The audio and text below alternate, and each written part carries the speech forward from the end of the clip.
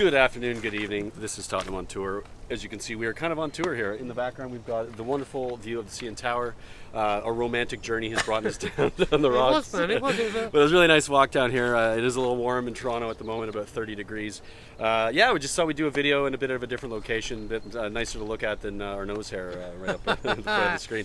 But we wanted to finish the Harry Kane chat. So I'm gonna sort of... let's break it down. We said five, or I said five things. Yep. So let's break this down. So obviously, he's going to want his golden boot back. He is going to want his golden boot back, yeah, for sure. So we look at this. Obviously, Son got it, which you'll be delighted. Do you think they're competing for that golden boot?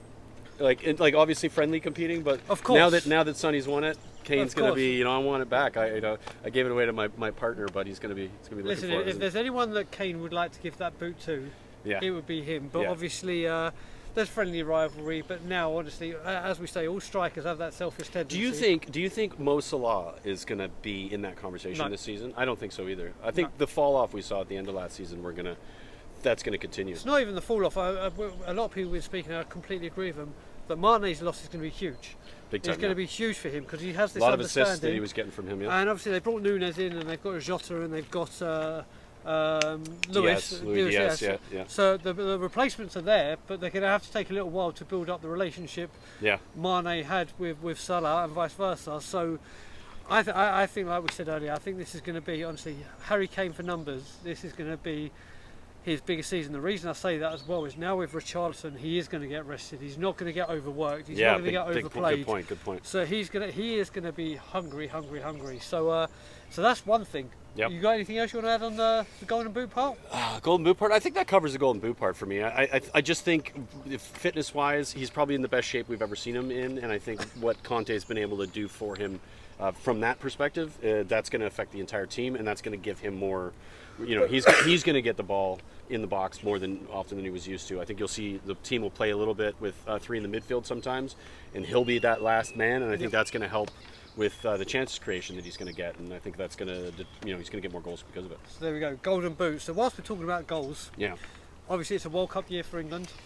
It is. He's 3 goals away from being England's all-time goal scorer. Yeah, I mean it's. And he's also going to be doing it in like 30, 40 games quicker than Rooney, quicker than Bobby Charlton, I think, as well. So that's going to get. He knows. I mean, let's face it.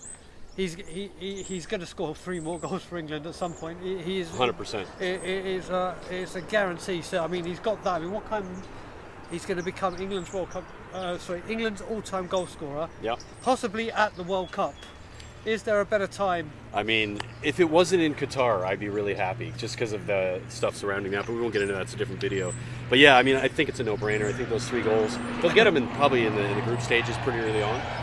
So it won't be much of an issue. Just to let everybody know, we're right beside the airport as well, or one of the airports. So forgive us for the noise. Right by Billy Bishop. I love the name of that airport. Billy Bishop Airport. But yeah, thank God as well with the World Cup, Canada aren't in England's group. Because you imagine if he did the goal scoring against record Canada. against Canada. I would kind of be all right with that to some extent because I don't know. It's going to happen, but he's got all the other nations in the world. Just don't do it.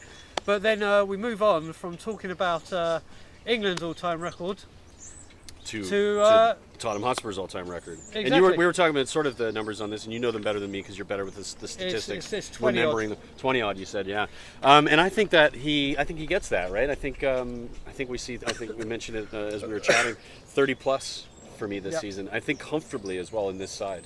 I think he's going to be so dangerous and hungry for it. We saw the first half of last season he wasn't really there headspace wise. He was still thinking about that move to Man City that didn't come to fruition, thankfully, and I'm pretty sure he's probably he's pretty happy about it now. I mean, of course he would have gone there, he would have won stuff, but he wouldn't have won anything with his boyhood club. And I think we're going to see some titles or some trophies, and I think he's that 30 goals, and he's going to get that Tottenham record. Yeah, I mean, you look at it, it is going to happen, and I'm going to make a bold prediction. You've got to remember, this is all time, so not just Premier League. Yeah. I can see him hitting high teens even before the World Cup. I agree. I think he'll be firing on all cylinders, 100%. Because it also depends who we get in the Champions League. Yeah. And the only thing it comes to like games where, let's say we get in the League Cup, in the Carabao Cup, someone in League 2. Harry Kane may say, right, bring me on for one half, whatever, just so I can try and smash some goals in. Give me my hat trick, because obviously second half hat trick. You got to remember, I mean, we already know Harry Kane, regardless, is going to go down as a legend, regardless. Yeah, for sure. But to go down, he'll be immortal. If he breaks Harry Kane's record, Harry Kane breaks his own record. If he breaks Jimmy Greaves' record, he will be absolutely immortal, untouchable. Yep. In a season where I want to bring this back to it because I do think there's trophies this season, and if he breaks, the next point. Oh yeah, okay, so let's get to it. That's the next point. That's a great segue. Good segue. Obviously, let's get to Tottenham's that. trophy drought. He's got to be hungrier than ever for this because obviously we've got to finals. Yes, he hasn't turned up. Yes, he's.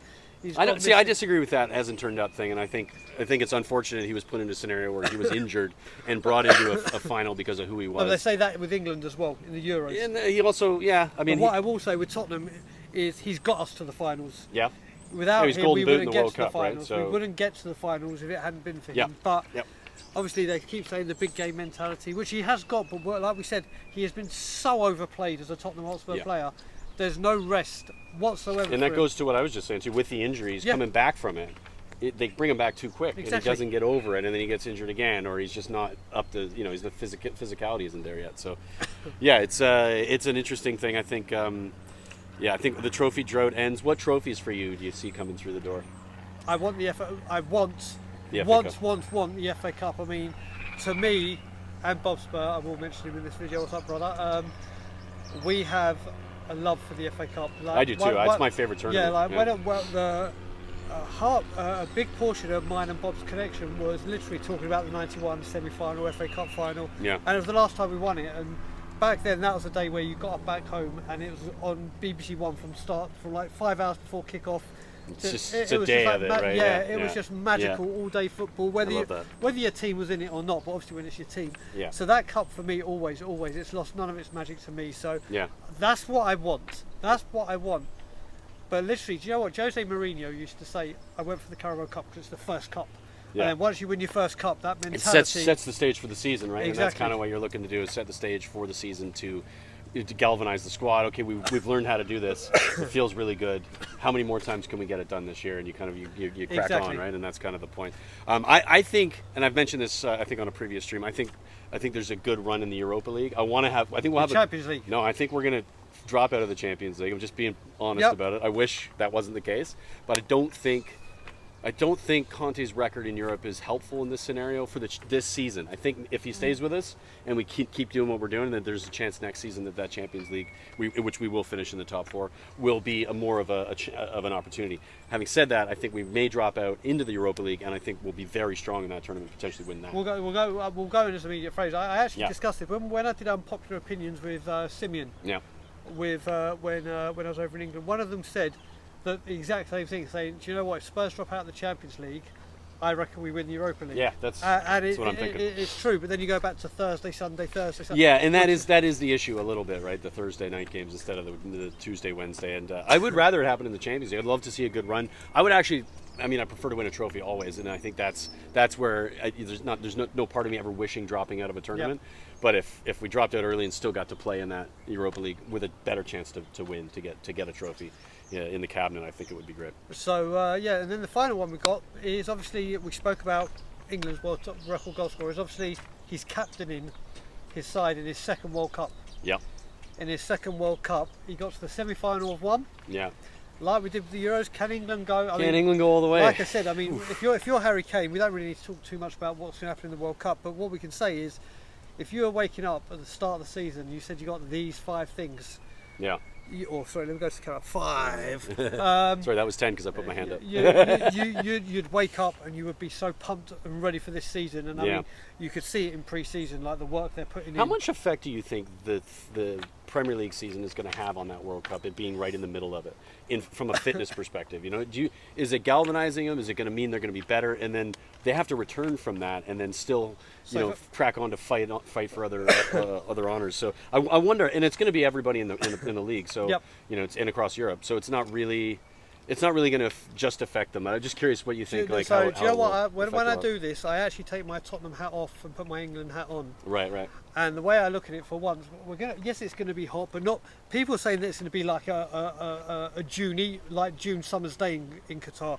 It's not, and I lived in the Middle East. No, it's going to be like 45 degrees. Not when they're playing at night and stuff like that. It'll be. They've also air conditioned the stadiums. Yeah, it'll be warm. So. It's just not going to be like it was in June. Yeah. So the main thing for me as an England supporter, is doing the World Cup in November, those players are going to be hitting the peak of their fitness. As you go into the World Cup, they obviously, should be. Yeah. In June, they've had 3 weeks off. They've been in pre-season or getting ready for training again. Whereas this time, they get on the plane. I think there's a week break from the last game to the first game, but their bodies are going to be peak powers, peak. Getting to the World Cup. Yeah. And my worry is coming back from it. And coming back to it, well, this is, but please God, if we've had the summer of dreams, or I don't even know why I'm doing that, because we have had the summer of dreams. Yeah, we have, yeah. Then let's hope we have the January of dreams again, because if we're up there, we should do it. But back to Harry Kane. Yes. Back to Harry Kane. The 5 things he has got to drive him. Let us know what you think about those 5, and put them in order what you think will keep him going the most. But yeah, get back to us. Like, comment, subscribe, share, all that jazz. And from one of the best views in Toronto, come on you Spurs. Tottenham On Tour out.